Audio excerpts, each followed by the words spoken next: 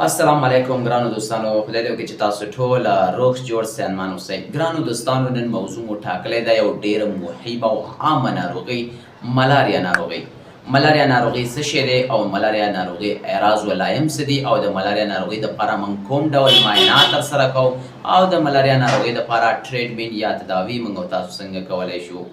ګرانو دوستانو، څنګه چې مخکینی لیکچر کې موږ ټایفاید فیور باندې بحث وکړه، هغې اعراض و علایم مو ولوستل او د هغې دپاره معاینات چې کوم ډول معاینات ترسره کېده او د هغې ټریټمنټ یا تداوي چې کومه وه هغه مکمل سټیپ بای سټیپ به مکمله نسخه تاسو مخکینی لیکچر کې تاسو ته مې وښودل.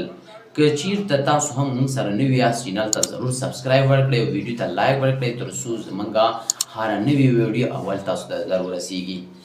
ګران دوستانو، نن یو ډېره مهمه موضوع ده، ملاریا ناروغۍ. انشاءالله د دې ملاریا ناروغۍ باندې مکمل په تفصیل سره تاسو پوه کول غواړم. ملاریا ناروغي دی څه شی او د ده اعراض و علایم څه دي او د دې معاینات چې موږ څه ډول معاینات یې کوو او د ملاریا ناروغۍ دپاره چې کوم دی ټریټمنټ یا تداوي یعنې موږ څنګه د ملاریا ناروغۍ درملنه کوو.